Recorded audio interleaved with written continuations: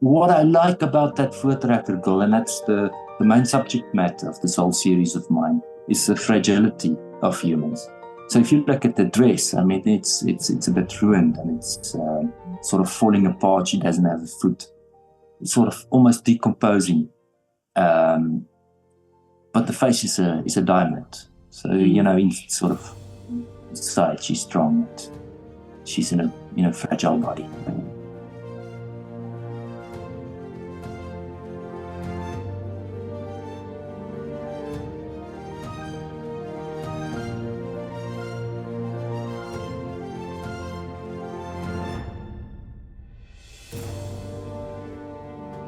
Great to meet you here on Zoom, Cobus.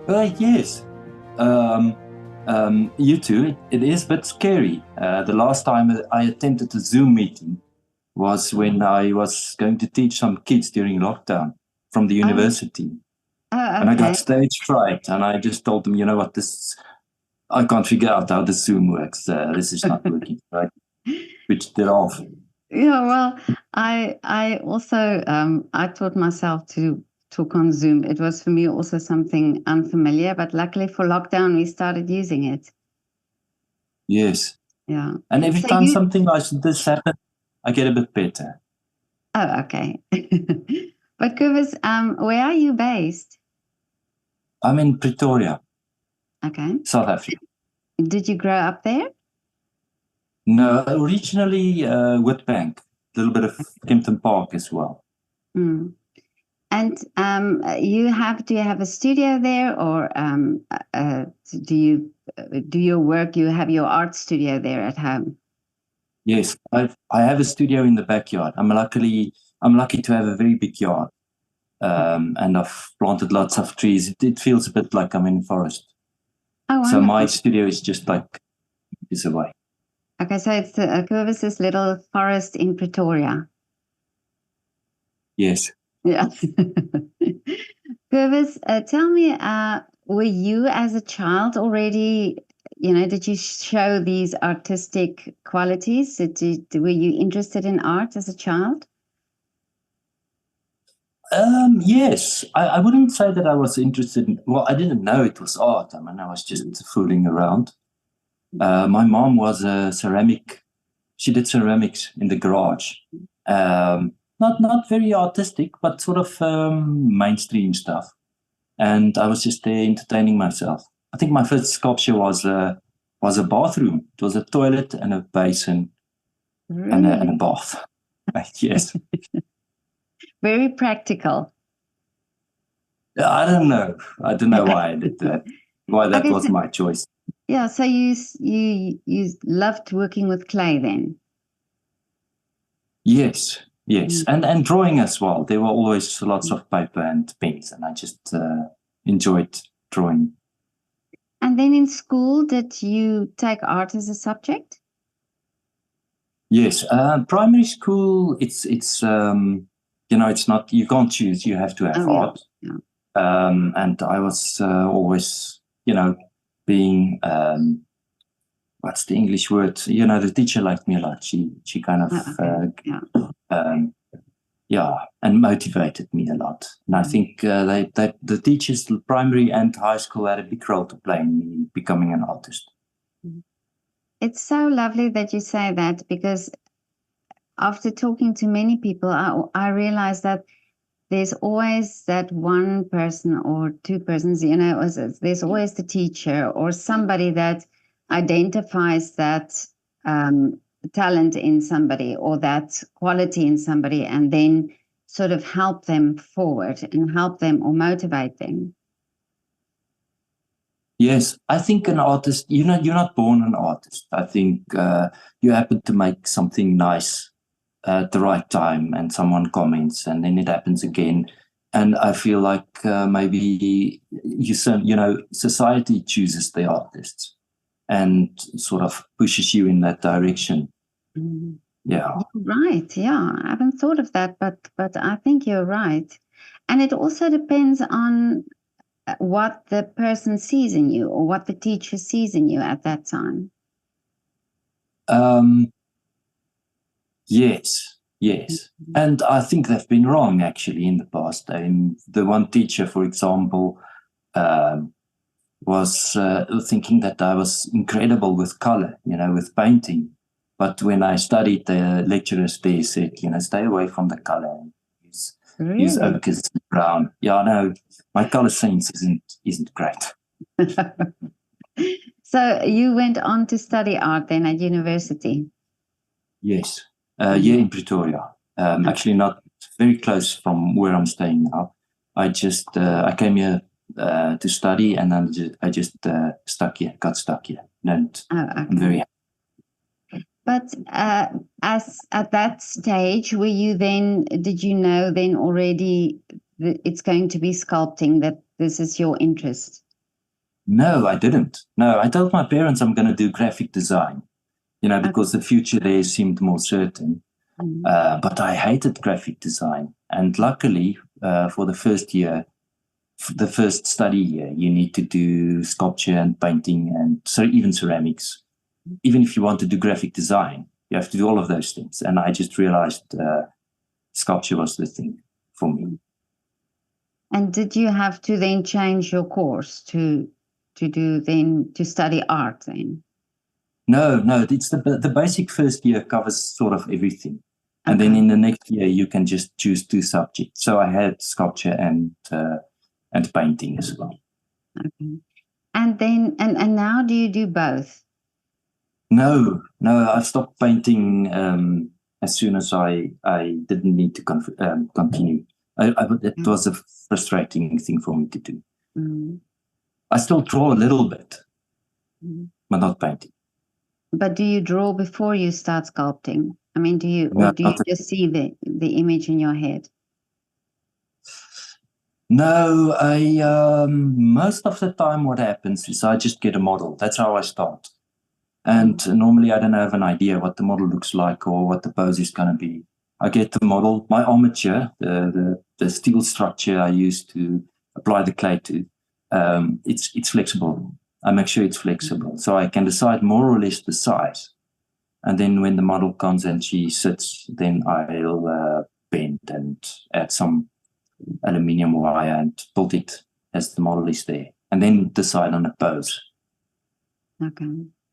And but before that, so you it's for you then like a blank canvas. So you get the model and then you look at the person and decide what the sculpture would be like. So you don't have any planning beforehand. I don't have any planning beforehand. Wow. Sometimes I do. Sometimes I have a commission, and that's normally difficult. It's nice to just get the model in and just sort of take the first pose that comes up. It's not always the best pose. It works most of the time, but it has happened that I've started with the model and then during break, he or she sits in a certain way, and I'm, that's a nice pose. Let's rather do that. Okay. That has happened. I saw on Instagram, and this is what really caught my attention, was the woman with the it looks like a foot tracker woman, like a Okay, so I've started a whole different range of sculptures. So I used to just do models and just do sculpture. I just try and get them more or less realistic, and that was it. And then later on, I started with this whole. I sort of went on a whole journey where I started telling stories and creating characters. The foot tracker, I dug a bit in my past to look for stories. This Robert Bell, I think, wrote a book, The Art of Thinking. No, wait a minute. Thinking Clearly, something. Anyway, he said the past is a fairy tale. Nothing in the past is really as you remember it. So I would think I was digging in the past for characters and for stories and things. And I ended up looking at the foot trackers, where I am from. So this lady, she's a bit like a ghost. I wouldn't say she's one of the characters, in my sort of story. But I've made some spirits as well. And I think maybe she's more like something like that. What I like about that voortrekker girl, and that's the main subject matter of this whole series of mine, is the fragility of humans. So if you look at the dress, I mean, it's a bit ruined and it's sort of falling apart. She doesn't have a foot, sort of almost decomposing. But the face is a diamond. So, in sort of inside, she's strong and she's in a fragile body. But I think the voortrekker woman is actually used quite a lot as a symbol of women's strength. They've just built a museum in England somewhere about the concentration camps in the voortrekker, in South Africa. Yeah. And to have a museum like that in London, in Britain, I think it says something. And I think the message is not that the English were bad people. The message there is it's about the strength of women in general. No, you're absolutely right. So, and when you do an exhibition like that, you said now it's more about storytelling. So do you go with a theme then? And does that theme then evolve as you go along? So do you start with one idea and then sort of, without you knowing, it develops into something else? Yes, that's exactly sort of what happened. I think the whole story started with a trip to the West Coast. There's a town, Honneklipbaai. We went there and we walked around there and we talked with all the people there, and everybody's got these sad stories and there's this big history. So I came back and I was very inspired to try and create a town like that with some people and with some sad stories and with the history. The one thing I did was I made pictures, of people that have passed away, and I made them like sort of. I made these 3D sculptures, and I put a picture frame in front of them. So it's an image, but it's 3D, and then the image in the picture is sort of hovering, and so I that was a way to create a past for these people in the town. And the story is not a story that I didn't spoon feed the audience. I just give them some characters. It's like Tom Waite's his description of telling a story. He says it's easy. All you need is, obviously a sort of a main character. Yeah. You need a journey. You need a town. You need something to eat. You need a woman. And then you've got a story. It's a bit like that. I just throw out some characters and then there's a story. Yeah, that's true. That's interesting. Yeah. But do you say you don't spoon feed your audience? So do you actually talk to people? Do they ask you what is the meaning behind this? Do you tell really what it is that you were trying to convey? Yes, and sometimes, and I think it's totally fine if it happens like that. Sometimes you just make something because you feel like it, and then you add the story afterwards. And sometimes that story, it gets tweaked over time. If someone asks me to make a story, then I will think of one. You can. I do have stories. I can tell something about almost anything. Everything has a story to it. And do you allow people to tell you what they see? I mean, or do you listen to what people's sort of perception of what you've done? Yes, of course. I had a sculpture now that I sent to a gallery in Knysna, and it's a passport mask. It's a human face, and then I've put a big piece of a goat with it. It was actually a mold made from an actual goat. So it's got the extra eyes here, and it's got thorns are chopped off. And I was looking for names, and I called it Azazel. And then the curator at the gallery told the client the story of Azazel, which I didn't know, and how it's connected to the goat. And it makes a lot of sense. So I'm gonna change my story. That's what it's gonna be now. Wow. So you didn't know that story then? No, Although I you didn't. made the sculptor.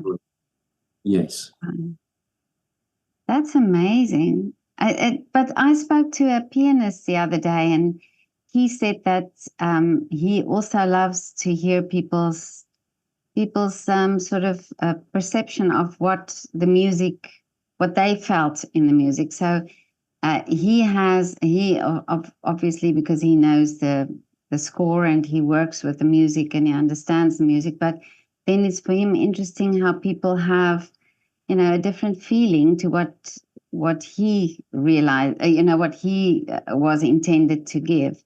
So this is the same type of thing then with sculpting as well, that you hear a different perspective of your work.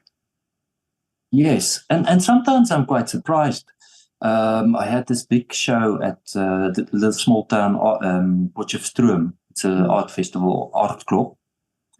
And I was thinking I'm going to offend, some of the sort of right-minded people there, because it's voortrekkers, but I'm also adding African sculptures, and I've got Jan Smits there, and he's on an African. I combined him with an African sculpture, and this one Afrikaans guy came to me, old guy, and he said, "Yeah, we must fight back. We must fight back." It's like I don't know what he read there. I have no idea how, but he liked it, and that was expected. And it just shows you from his perspective, probably what's going on in his mind. He saw it in a different way. Oh, that's so interesting. Yeah, but you must have many stories like that, where you where it comes from people, from how they see the world, they see art, Yes. It can also be a bit scary. I mean, if they and I suppose if they want to see something in your work and they look for it, they will find it. I mean, if someone wants to say that I'm something bad, I can't think of something now, but they'll find it in my work and they can accuse me. But it's like Seth Godin, that American marketer, said, "You're not for everyone. We cannot please everybody. So, you make your art, and it's for somebody to appreciate in their way." Yes, that's true. I think in the end, an artist is in the end a product of society. So you do what you want to do, but it's kind of like society is asking for it as well. It has to happen. Someone's gonna like it. Enough people will like it. Yeah. And do you sometimes feel, when you make a sculpture, do you sometimes hesitate to put it out, or are you always confident when you finished it that you put it out? That I'm always confident. I was confident with this new series of mine, with the storytelling. I was very confident. But with the figurative work, the more classical stuff, I most of the time when I put something out on a show, I hate it, and it takes a year or two to when I look back at it to realize, okay, it wasn't that bad. So sometimes with musicians, they have this inner conflict when they perform, where they say it's not necessarily that they afraid of the criticism from the general public, but from their colleagues, that from other musicians. So is it the same in sculpting? Do you find that sometimes when you sculpt that you are aware of other artists, of their reaction to your work? I used to be until I got to a stage where I kind of realized that I am supported and they do like what I do. And at this stage, It has changed. I don't care at all anymore, and I'm pretty convinced that they are, they like what I do. Mm. But you teach as well, you said?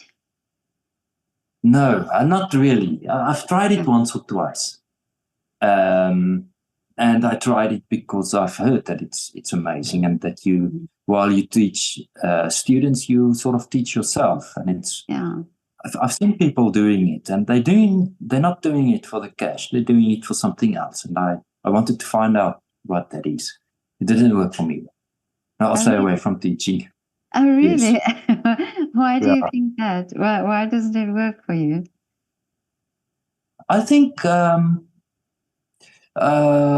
get a bit stage fright. It's difficult to talk to a lot of people, and I can see that it will be possible to do it, but I'm going to need to exercise and do it a lot, and it takes too much energy.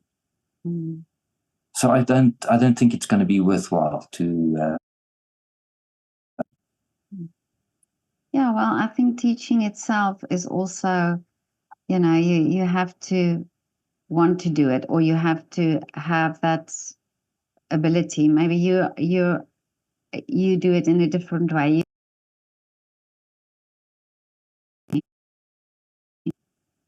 Through your art. Maybe. I do think I'll be able to teach. I can see that there's a way it can work, and I loved working with the kids, and with I love it when people come to my studio and to tell them what I'm doing and so on. Maybe it's just a bit of a mental block. I don't know. Oh yeah.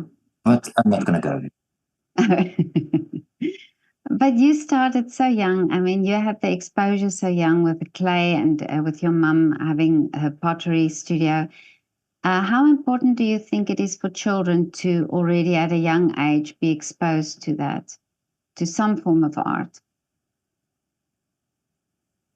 Yeah, I think it's crucial, and it's not only the idea of art. It's also to develop your brain in a 3-dimensional way or 2-dimensional way. If you're drawing, it's like playing Lego. I think playing Lego is it's a form of art as well, actually. I think it's important. Yeah, definitely. And now schools, I mean, this is the problem. Schools take away the possibility for many students to do art, and it should be really enforced more, or not enforced, but it should be, the possibility should be there, I think, for pupils, not just in the lower schools, but in the high schools as well. Yes. Yeah, I do understand why they're doing it, though. I mean, we need engineers in this country, and we do need artists, but I don't think. I think the focus has moved away from art, simply because when you have a kid, you want him to be successful and to make a living, and being an artist it's a difficult way to get it working. But are you a good businessman? Can you promote your art? Is it easy for you to promote your work? Not at all. No. Really? No, I'm very bad. Instagram is a lot of work and a lot of effort. I can see that it's working. I can imagine that if someone does it well, it can work really well. But the business part of things, no. But I'm working towards getting some help. Oh, okay, yeah. I spoke to a sculptor who works with wood, and he said if he could just get somebody to do all that other stuff for him, and he can just go in his studio and create, then he'll be a very happy man. So maybe that's you. Absolutely. Yes. I have to do my own social media and admin and documentation. I've cast editions. I need to know exactly. If it's an edition of 11 sculptures, I need to make only 11. But what has happened in the past is I've lost track. And then I just stop. I'd rather stop at 5 than make 12 instead of 11. I mean, I think that will really ruin your reputation if you say there's 11 and you cast 20. Yeah. But in South Africa, you've got a lot of galleries there. I've spoken to a few South African artists. Do galleries put pressure on you to do specific things, that they want to sell, so they want a specific type of artwork, or do you have the freedom to do your own thing? No, I haven't felt any pressure. Okay. Mm-hmm. And also, I think it's, even for me, it's difficult to decide beforehand, what I'm going to do. I have ideas, but what I actually make is not necessarily what I planned on making. Mm-hmm. And if someone is going to tell me they want something specific, even if I want something specific, it's not what's going to come out. Mm-hmm. It's kind of, I have to wait and see what comes out. Mm-hmm. So do you sometimes go back and look at the evolution of your work? Do you sometimes go back and sort of look at previous work and then know exactly what you were feeling at the time? Or is that way of sort of documenting your path? Yes, I do. And what's interesting is I sort of went on this journey with this storytelling sculptures, and I'm kind of done with it now. I went in a circle. I'm back where I started, doing exactly the same thing that I did before the storytelling.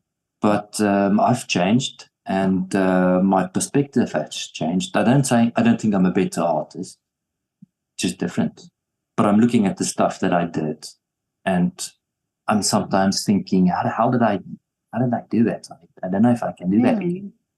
Mm-hmm. Yes. And in other cases, I do stuff better as well. But I'm kind of surprised sometimes to see something I did as a student, and I just think, I wonder if I can do that again.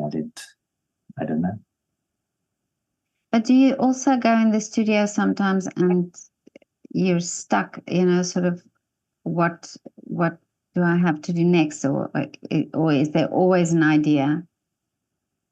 No, there are many ideas. I just don't know which one to choose, and sometimes I walk in the studio and I'm stuck because there are millions of ideas to choose from.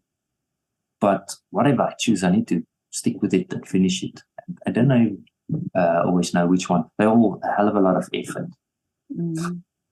Okay. So what mediums do you use? At this stage, I'm modeling in plasticine. I used to model in wet clay. I still haven't figured out which one I prefer. I like the wet clay because it's earth. Where plasticine, it's more plastic. It's clay mixed with wax and Vaseline, so it's a chemical thing. Mm-hmm. And I don't like that idea too much. And then I get to, because I cast bronze, I need to have the clay in wax form. So I make a mold, cast the wax, and the wax I also work. And then in the bronze as well. Bronze is a very nice medium. You can make legs longer and shorter, or you can even carve it if you really have to. Bronze is a complete medium. You can totally work in bronze. Mm. That's a bit of a problem as well, because I just keep on working with stuff. Mm. So are you a bit of a perfectionist then? I am, and that's the thing I'm struggling with most lately. Mm. Is that perfectionist thing has gotten out of hand. Mm. Yeah, because it's then working on it to try and get it to that perfection rather than just letting it go. Yes. Mm-hmm. And it's someone explained it with those clay that children play with, the colored clays. It's also like a plasticine. You get all the different colors, and the more you work with it, the more they mix. And in the end, you end up with this dead brown. So if I'm tweaking all the mistakes, in the end, all the humanity is out of it. It's boring. There must be some mistakes. Yeah, that's true. It makes it more human, I think, when there are mistakes. Yeah. And I think the human element is important, especially now with AI. People are scanning. They are scanning figures and printing them out and changing them on the computer. So I think it's important to have some serious mistakes, some human mistakes in sculpture. I think that's going to be the thing that sets work apart from AI, is that we're going to be more attracted to that sort of human idea. The sort of, it's not perfect. There's some things that we are attracted to because we're human. Yes, I agree. Until AI learns how to make mistakes as well and copy humans. I don't know what's going to happen. You're right, yeah. Now, I just, yesterday or the day before, I spoke to a young singer-songwriter, and we talked about this thing, that sometimes it prevents you from putting work out. And I say in photography, because I love street photography, it's not possible to have it perfect, because there's always something in the background or that I don't take out, and I love the fact that it's so imperfect. I love the fact that sometimes there's a dustbin, and yes. And it has to, and I never take these things out because I think that's so real, and it has to be there. And of course that, I can't stage anything that just happens in the second in front of my eyes. I can't change it or set it or put the sun in a different way. So I've really learned to really love that, that realness in pictures. Okay, yeah, that sounds good. I think I should employ your, perspective, because when I take photos in the studio, I'm always looking at the backyard, the background. There's a big bin, and maybe I should think about leaving some of those in. You should. Making it more human, like my sculptures. Yeah. Yes, it puts it in a context. Yeah. Yeah. Exactly. I remember someone saying that sculptures always looks better in the artist's studio than in a gallery. Yeah. And that might be why. Yeah. Same reason. And also I think it's anything that's on a white background, it draws the attention to that. It draws your attention to look for something in it. But if there's a background, your eyes blend everything together and it makes a context. It makes the story rather than just the object. So yeah, I think for me these things are very important, and this is why I always like the background of it. My daughter and my son are ballet dancers, and for me the best place to watch a ballet is from backstage, because you actually see the dancers come off and prepare before they go on again. And for me, that's sort of part of the whole idea of ballet, to see the two sides of it, to see what happens backstage and what happens on stage. Not that I say it has to be like that, but I say sometimes it's a good thing if you see the backstage of something, because it can make you appreciate what's on stage so much more. Yes, it makes a lot of sense. It's like those movies where you watch the movie, but then you can also watch the production of the movie. Yeah. And it's sometimes, equally nice. Yeah. Yeah. It makes you just appreciate it more, I think. Yes. Mm. But Cobus, tell me, what are the wishes for you for the future? that what we just talked about. I want to go to my studio and work, and I don't want to worry about admin or clients or no. I'd love to talk to the clients, but about other things than payments and stuff. And someone to do social media will be nice. That's what I want. But the rest, it's all there. I'm very happy. I'm happy. I like the place I'm staying. My forest. I like my studio. It doesn't need to be bigger. It's just awesome. I love the idea that you have your little forest in Pretoria, because I know Pretoria and I love the idea that it's there. Yeah, but a big part of Pretoria is forest now. People just love planting trees. I think so, yeah. But the nice thing is my location is not in the wealthiest part of Pretoria, and the nice thing is that I can cast bronze in the backyard, and I can grind, do what I want. So that's the arty noise you're making.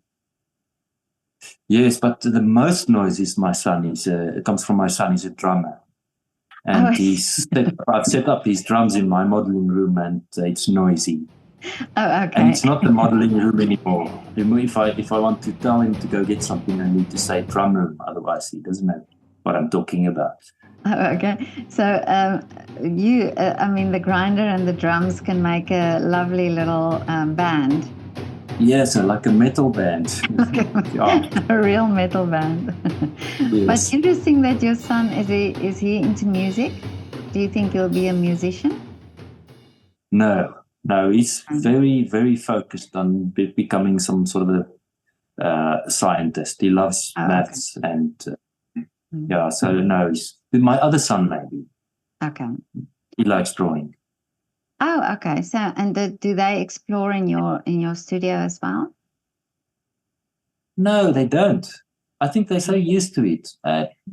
I've tried to get them there. They don't seem to have much of an interest.